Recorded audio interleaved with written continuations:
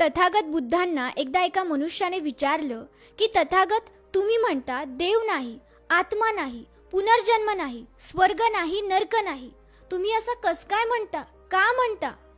यावर तथागत म्हणाले, मी फक्त मनुष्याला वास्तव सत्य काय आहे हे पटवून देण्याचं काम करतो. यावर तो व्यक्ती म्हणाला, मला फारसं कळालं नाही, मला तुम्ही हे व्यवस्थित सोप्या भाषेत सांगाल का? तथागत म्हणाले, माणसाला बाह्य 5 ज्ञानेंद्रिय आहेत ज्याद्वारे माणूस सत्य जाणतो.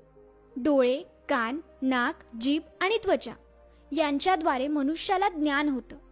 माणूस डोळ्यांनी बघतो, कानांनी आवाज ऐकतो, नाकाने श्वास घेतो, त्वचेने स्पर्श ओळखतो, जिभेने चव घेतो.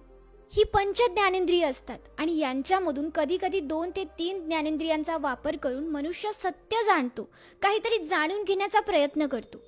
जसं की पाणी डोळ्यांनी आपल्याला दिसतं, पण ते गार आहे की गरम हे समजून घेण्यासाठी आपल्याला त्वचेची आवश्यकता असते.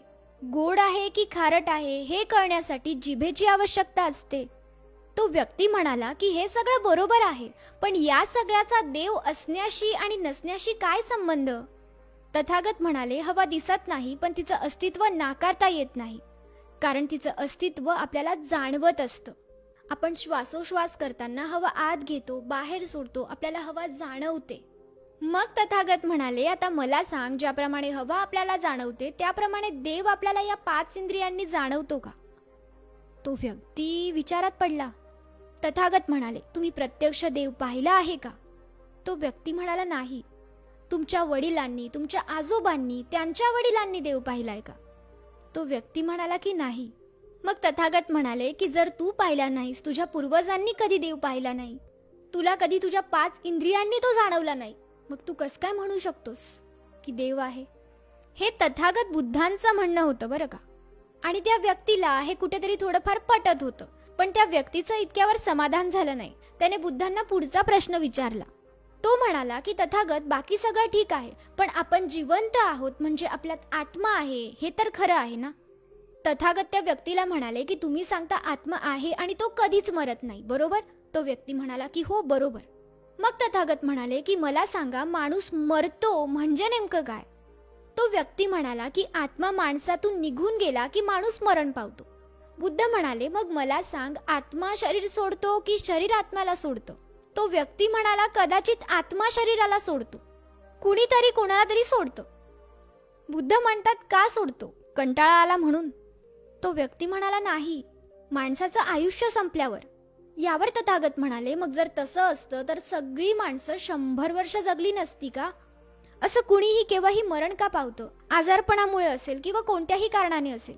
तो व्यक्ती म्हणाला की तथागत, बरोबर आहे तुमचं, पण माणसात जो जीव आहे त्याला तुम्ही काय म्हणाल? तथागत म्हणाले, ज्यावेळी तुम्ही दिवा पेटवता त्यावेळी त्या दिव्यात तेल असतं, तेलात वात असते आणि मग तुम्ही तो दिवा पेटवता. ती वात पेटवण्यासाठी तुम्ही अग्नी देता, बरोबर? मग मला सांग, ती वात विझते केव्हा? तो व्यक्ती म्हणाला की त्या दिव्यातलं तेल संपल्यानंतर वात विझते. तथागत म्हणाले, अजून ती वात केव्हा विझू शकते? तो व्यक्ती म्हणाला, कदाचित तेल असेल पण वात जळाली तरी सुद्धा ती विझू शकते. तथागत म्हणाले की अजून केव्हा केव्हा ती वात विझू शकते? तो दिवा अजून केव्हा विझू शकतो? त्या व्यक्तीला उत्तर आलं नाही. यावर तथागत म्हणाले की चुकून जोराचा वारा आला, कुणीतरी तो दिवा पाडला तरी सुद्धा ती वात विझू शकते. मग आपला देह म्हणजे ती पंती समजा आणि जीव म्हणजे ती आग. बुद्ध पुढे म्हणाले की सजीवाचा देह हा 4 तत्वांनी बनलेला असतो: पृथ्वी, आग, वायू आणि तेज. पृथ्वी म्हणजे घनरूप पदार्थ म्हणजे माती, आग द्रव पदार्थ म्हणजे पाणी, वायू म्हणजे वारा आणि तेज म्हणजे ऊर्जा, उष्णता. आणि या 4 पैकी ज्यावेळी एक पदार्थ वेगळा होतो त्यावेळी मनुष्य मरण पावतो. ऊर्जा बनणं थांबतं आणि याचमुळे मनुष्य मरण पावतो.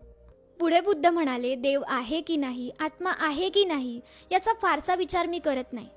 या निरर्थक गोष्टीसाठी धम्म वेळ वाया घालवत नाही. मनुष्य जन्माला आल्यापासून जेव्हा तो मरण पावतो तोपर्यंत तो कसे कार्य करतो, कसे कर्म करतो यावर धम्म विचार करतो.